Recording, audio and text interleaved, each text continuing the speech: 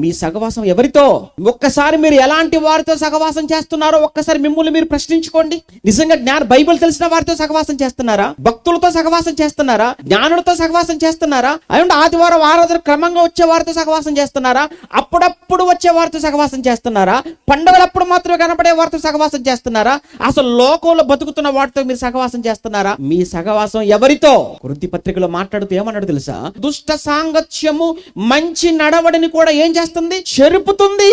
నా ప్రియులుగా, నా ఆత్మీయులుగా మిమ్మల్ని వేడుకొని చెబుతున్న మాట ఒకటే, మీరు ఏ సంఘానికి వెళుతున్నా ఆ సంఘంలో భక్తులు చూడండి, జ్ఞానులు చూడండి. దేవుడన్నా, దేవుని వాక్యం అన్నా, దేవుని కార్యక్రమాలన్నా, సంఘం అన్నా ఆసక్తి కలిగిన వారు ఎవరో చూసి వారితో కాస్త మీ సహవాసం పెంచుకోండి. అప్పుడు మీరు బుద్ధి కలిగిన వారుగా నడుచుకున్న వారు అవుతారు. అలా కాక మీకంటే బొత్తిగా భక్తిహీనులై, మీకంటే బొత్తిగా బలహీనులై, మీకంటే బొత్తిగా వాక్య జ్ఞానం లేని వారితో మీరు సహవాసం చేస్తే మీకున్న భక్తి పోతుంది. మీరు ఖచ్చితంగా బుద్ధి లేని వారుగా మీరు మిగిలిపోతారు.